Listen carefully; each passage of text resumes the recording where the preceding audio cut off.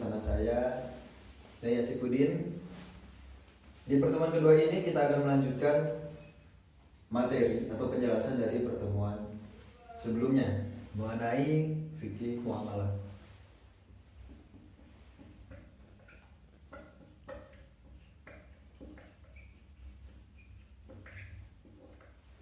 Fikih muamalah ini terbagi menjadi 4 bagian. Yang pertama, fikih munakahat.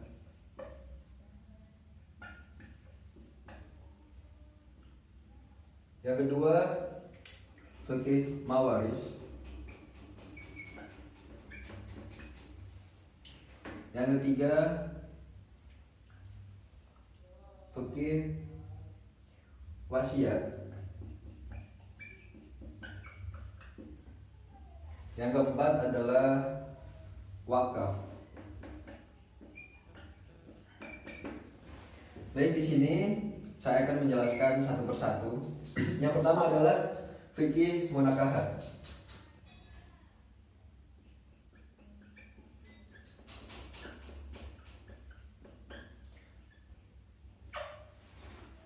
Fikih munakahat ini secara bahasa adalah ad-domu, yang artinya berkumpul.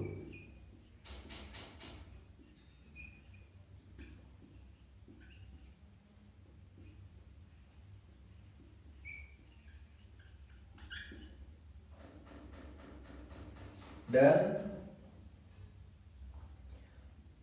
al-wad'u,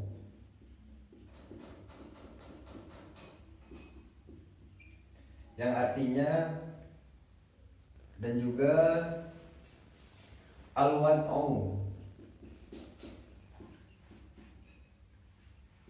yang artinya bersetubuh. Baik, di sini saya akan menjelaskan sedikit. Secara syarat adalah akad yang mengandung kebolehannya bersetubuh dengan adanya ijab qabul atau adanya lafaz nikah di antara pasangan tersebut. Jadi fikih munakahat ini menjelaskan hukum-hukum yang berkaitan dengan pernikahan, baik itu sebelum, pada saat pelaksanaan, bahkan sesudah menikah. Ini akan dibahas di fikih munakahat. Apa saja kewajiban-kewajiban suami istri, apa saja kewajiban pada saat berkeluarga nanti akan dijelaskan di fikih munakahat. Yang kedua yaitu mawaris.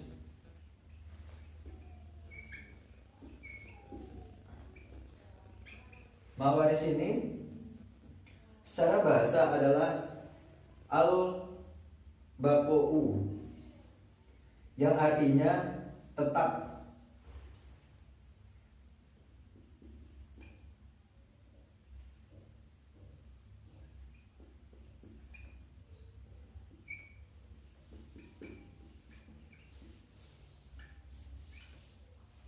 Atau pindahnya sesuatu.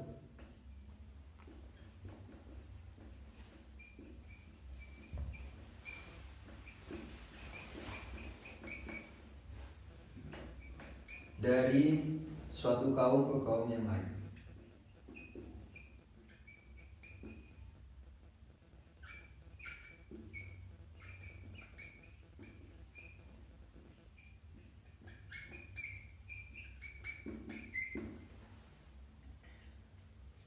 Untuk mawaris ini biasa kita kenal dengan ahli waris atau waris. Fikih mawaris ini secara syarat hak yang diterima untuk dibagi dan haknya untuk tetap bagi orang yang berhak setelah mati. Orang yang berhak yaitu kerabat atau diantara kerabat atau sejenis pewaris. Jadi contohnya seperti ini. si fulan memiliki 3 orang anak, yang mana si fulan mengalami suatu musibah yang mengakibatkan nyawanya harus hilang atau meninggal. Harta yang dimiliki oleh si fulan akan berpindah kepada ahli warisnya atau anaknya tadi.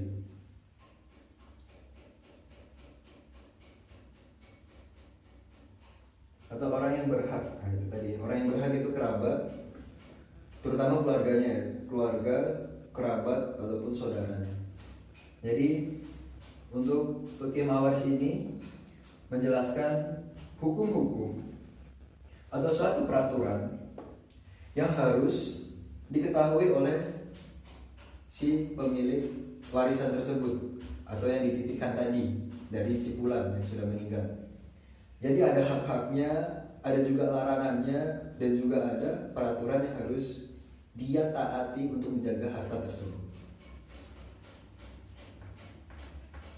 Yang ketiga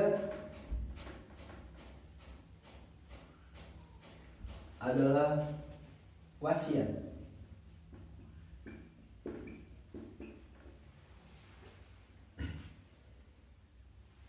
Wasiat secara bahasa yaitu al-isolu,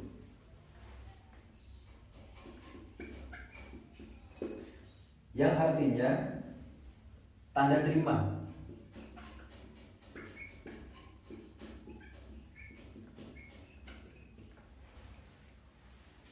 Secara syarat,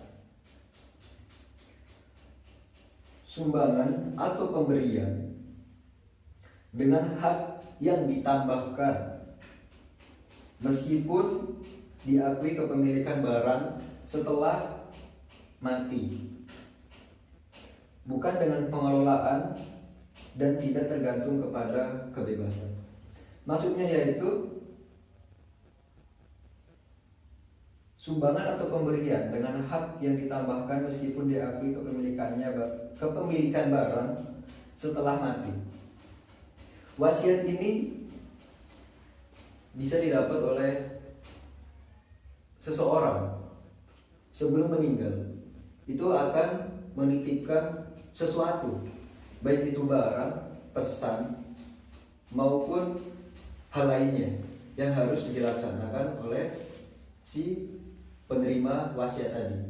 Seperti contoh, sebelum meninggal, si fulan ingin dimakamkan di daerah A. Maka si penerima wasiat ini berusaha untuk mewujudkan apa yang diwasiatkan tadi. Dan juga mengenai harta. Misal si fulan sebelum meninggal dia sudah berwasiat bahwa harta ini akan diberikan oleh anaknya yang nomor 1. Sedangkan anak nomor 2 akan mendapatkan sekian dari harta yang dimiliki. Setelah si fulan meninggal,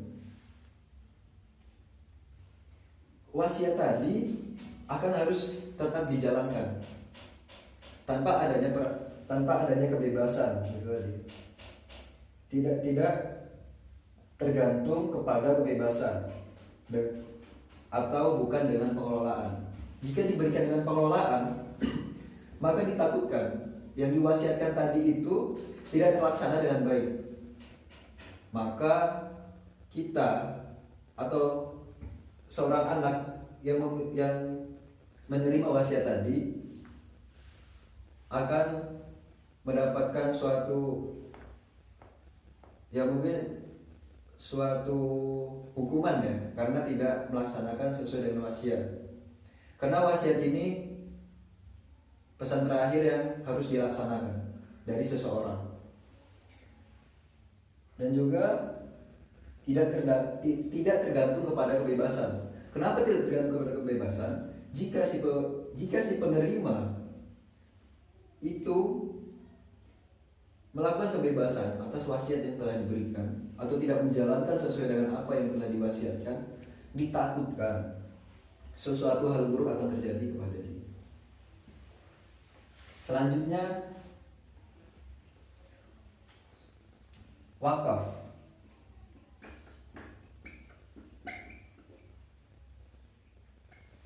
Wakaf secara bahasa ialah menahan.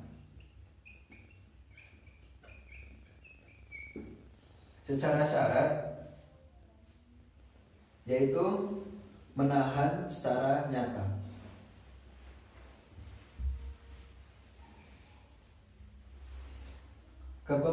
Kepemilikan yang diterima untuk dipindahkan yang memungkinkan mengambil manfaat dari barang pemindahan tersebut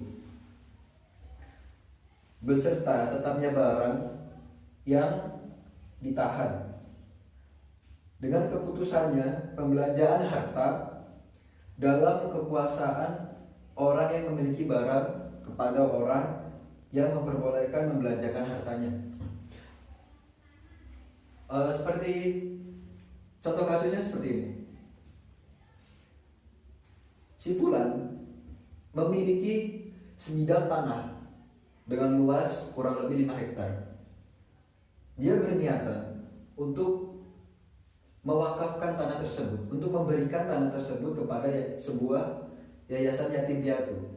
Untuk apa? Untuk pembangunan gedung atau fasilitas lainnya. Dia ingin mewakafkan hartanya tersebut. Setelah terjadinya ijab di antara mereka atau persetujuan di antara mereka, wakaf tersebut atau yang diberikan tadi itu dapat dibelanjakan atau dapat dipergunakan oleh pemilik yayasan tadi, karena pemilik sebelumnya sudah menyerahkan atau sudah memberikan kebebasan untuk membangun atau menggunakan tanah tersebut. Seperti itu.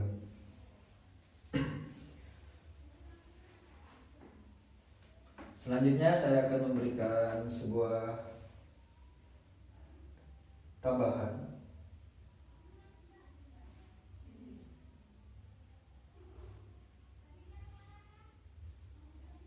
tentang fikih siasah.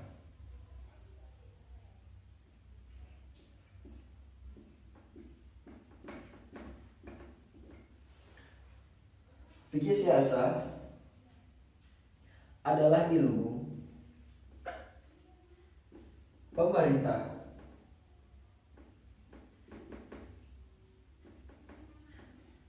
untuk mengendalikan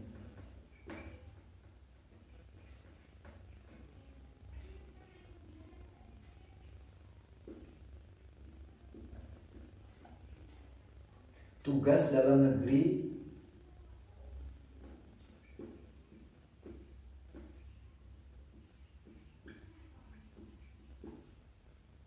dan luar negeri. Ilmu pemerintahan ini banyak sekali, dibagi dalam beberapa hal.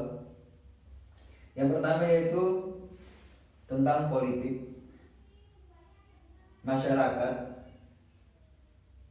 dan juga dasar keadilan. Fikih siasah ini sebaiknya harus sama-sama kita pahami, baik itu kita sebagai masyarakat maupun sebagai aparatur negara. Yang mana di dalam fikih siasah ini terdapat banyak sekali peraturan yang sesuai, yang harus dilaksanakan. Karena peraturan yang ada di dalam fikih ini bergantung kepada Al-Quran dan Hadis, serta juga berdasarkan dengan cerita atau kisah dari para nabi dan rasul.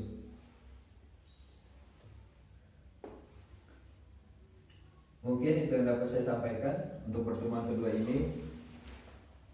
Jika ada salah dalam penyampaian atau kurang dalam penyampaian atau kurang dalam penjelasan saya tadi, tolong berikan sebuah saran yang sama-sama untuk kita saling mendukung, untuk saling mendukung satu sama lain demi mencerdaskan atau memberikan pemahaman bagi orang lain. Semoga apa yang saya sampaikan tadi ini bermanfaat. Sekian dari saya. Assalamualaikum warahmatullahi wabarakatuh.